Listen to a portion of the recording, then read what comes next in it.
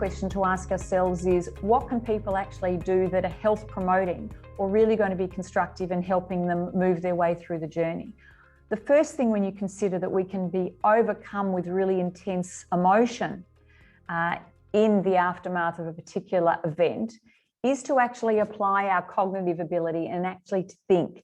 Even just the simple understanding of a framework like the one that I've showed you can normalize our experience and convince us that we're not actually going crazy, and that this is absolutely normal and even necessary for us to experience before we can actually move through it.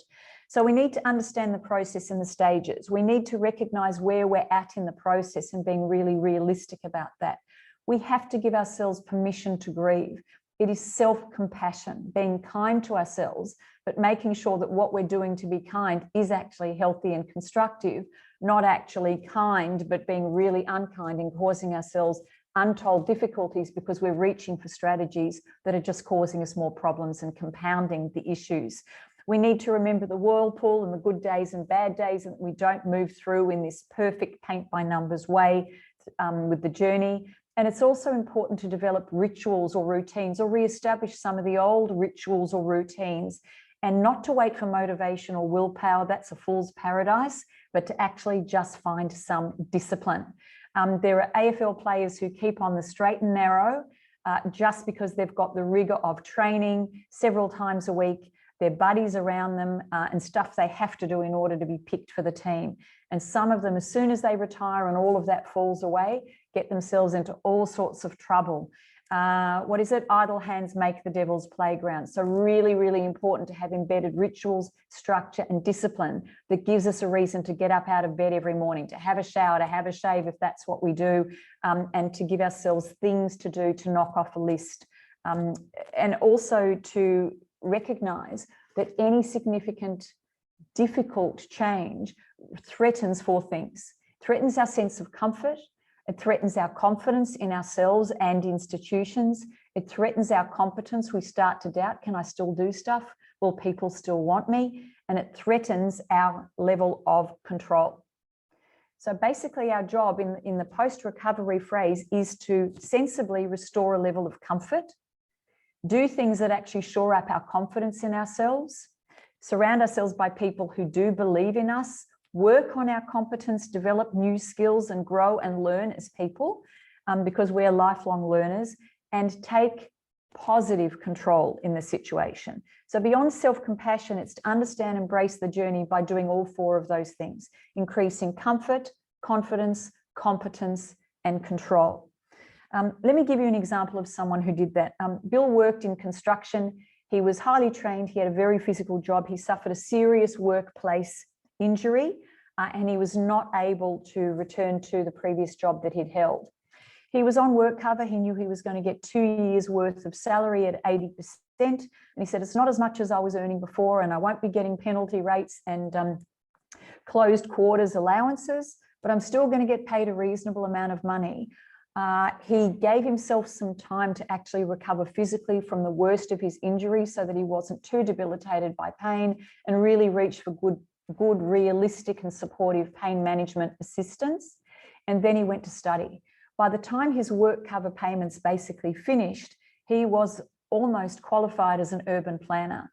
And he really went about setting career 2.0, if you like, and pursuing that. And we continue to touch base with each other. And now 2.5 years on, he's actually very, very contented in his new career. So he was able to mobilize quite quickly, accept that which he could not control, focus on what he could control, and has really created a new career for himself that is meaningful, rewarding, and still very stretching. In contrast to that is a woman I was told about. She was not a client of mine, but a woman I was told about who was a highly qualified ICU nurse. She foresaw the potential for violence from someone who was an ICU patient, and warned the actual facility, warned the hospital in this case, that she thought that there weren't enough staff on and that she was concerned for people's welfare. Tragically, her concern about safety was realised when she actually sustained an assault by this patient who came out of anaesthesia, was very, very disoriented, very, very scared, and she suffered neurological damage and was not able to go back to a job that required her to stand on her feet all day, every day, and to physically lift patients and move patients. She was referred over time by a psychiatrist to a psychobehavioral program to try to help her adjust, to sanitize her self-talk, and to try to make the best of her situation. But she was actually rejected from the program. And when the psychiatrist asked why this particular clinic was not willing to take her on, they said, she is still way too angry to be able to avail of what we want to offer her. She was still very much stuck in resistance.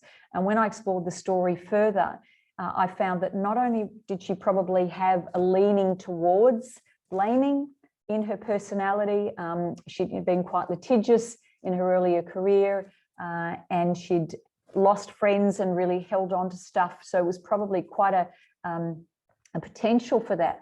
But she was surrounding herself with people who were as angry and vowing for justice as she was, and it probably continued to fuel her anger so that she couldn't avail of the support. Now, that's not to say that people won't be angry, and it's natural and normal for us to feel this sense of injustice when something has happened to us that has really upended our existence through no fault of our own. But it's what we actually do with that, and how do we come to terms with that, and possibly be prepared to give up some of our most cherished beliefs and be brave enough and strong enough to let go of that and forget about villains and focus more on reinvention that is probably going to serve us. But I don't want to, even in saying that to you, I don't want anyone to feel that I'm in any way patronizing or that I'm trivializing just how momentous is the adjustment that you have either made or still need to make in your own life. Okay, I'm glad to be able to talk about what people should avoid, not only what people should reach for. Obviously, the pain of reality for some of us can be very acute. Even those of us who actually pride ourselves on being more of a thinker than a feeler can become overwhelmed with the intensity of feelings or emotions. And we may not necessarily be very accustomed to expressing those. We may have been brought up feeling as if it was actually inappropriate to feel deeply and or to talk about that with other people. So it's important that we try to avoid dealing with the intensity of those feelings by numbing out, zoning out, suppressing those feelings, convincing ourselves that we're not feeling the things we're feeling, or self-medicating to actually block those feelings. So beware of overeating, over-drinking, reaching for other things that might compound problems for us, distractions like gambling or gaming if they're destructive or creating more isolation for us than is healthy. Avoid looking for help in all the wrong places. I'm not suggesting that we sack family or we sack friends, and they're probably only wanting to support us with the best of intent, but that doesn't necessarily mean it's the best quality support. We may have to set boundaries. Mary, I love you, and I know you're coming from a good place, but I'm really trying not to sort of fixate on all of this every time we get together. I'm conscious of the fact that the last few times we got together, I talked about it a lot, and I probably needed to, but I'm really being very intentional right now in wanting to do other things and making sure that I show an interest in the others around me rather than having them feel that it's all got to be about me. So tell me, how was your weekend? How do you feel about how your footy team is going? And it doesn't mean that you love yourself any less. You're just being really purposeful about what you're wanting to achieve and being prepared to have the courageous conversation with someone who means well, but where their approach or their intention isn't helping you. Hope is the primary ingredient to resilience. So it is important to be around people who are positive. Maybe they're people who've had lived experience, such as people in this organization, and they know what you've been through. Even they won't necessarily presuppose that they know exactly where you're at or what you've been through, but there's much more of a likelihood that they can empathize with you rather than necessarily sympathize with you. And of course, if you've socially isolated yourself, then getting out amongst people, well-chosen people who are going to support you is really, really important. Tap into your internal voice. Avoid awfulizing and catastrophizing. Yes, they're real worlds. Oh my gosh, my life is never going to be the same. Oh my gosh, my life is over. No one understands what I'm going through. No one's ever going to want to be around me because I'm such a sad sack. When we catch ourselves using that disc one, track one on the old CD, how might you reframe that? How might you rewrite that script to make you sound not like you're in la la land, but a little bit more positive. And the more you actually tap into that self-voice and rewrite the script, the more quickly you'll actually identify it, and the more quickly you'll automatically rewrite that script without having to think about it. So all of those things are going to be really, really important, and as well as seeking appropriate, constructive, supportive help. Now, some of us might be thinking that we're pretty good at looking after ourselves, and even something as momentous as what you might have to have dealt with, if I reach for support, is that a sign of weakness? Is that a sign of incompetence? Is that a sign of stupidity? In fact, it's the smartest thing any of us can do, providing we actually reach for the right support. So what is the right support? What does it do for us? First of all, the right support actually normalizes our journey. It can convince us that we're not going crazy, which is only going to add to our distress. It can prevent or minimize social isolation by definition. It can stimulate ideas and creativity. I had a client last week who had hired someone that they thought was going to be an absolute gun and take a huge amount of pressure off them. This person, for personal reasons, mostly because they actually had a very unwell family member and decided quite quickly that they were going to stay home and look after this family member indefinitely, resigned from their job. And my CEO was a mix of frustration and anger that this fantastic person came into the organization. He just thought he could see a light at the end of the tunnel, and this person dared to leave. He was so angry and so frustrated, he immediately reached out to me and said, "Leanne, talk me down from the ledge." And I listened for a while. I validated his frustration. I empathized with it and said, "Okay, so what are your options now?" Now, he'd already, and he was a CEO and he was capable and he was confident, he'd already come up with a few things he could do, but he had not thought of everything that we came up with together. So sometimes just reaching for the right support can help stimulate ideas that you really hadn't thought of that might really be instrumental in turning things around or creating significant improvement. It can also help us rewrite our story.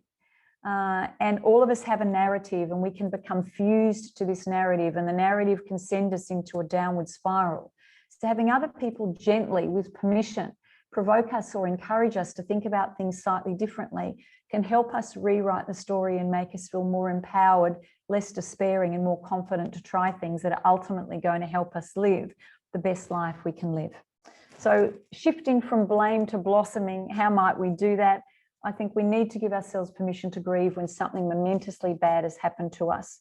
Permission to be human, but to reach for the right support, to have some time and patience in that initial period where we might be dealing with a lot of things that are really more physical than behavioral or psychological or emotional, and not to rush that process necessarily, but be deliberate about what the steps forward are when we're actually physically well enough to do that. There are no guarantees about exactly where we're going to end up, and uncertainty can be terribly uncomfortable, and some people will take unbelievably dramatic steps to create certainty for themselves and walk away from something with the potential to be good just so that they can adjust to the certainty of something that's bad. But with uncertainty comes possibility. So if we can continue to find courage and continue to play in that sandpit, that can obviously help us potentially to live an even better life. Healthy self-talk and constructive support I've talked about. And as I said, don't sack loved ones and well-meaning people around us, but be prepared to set boundaries so that you do surround yourself with positive energy and minimize those negative inputs in order for us to feel better by thinking straighter.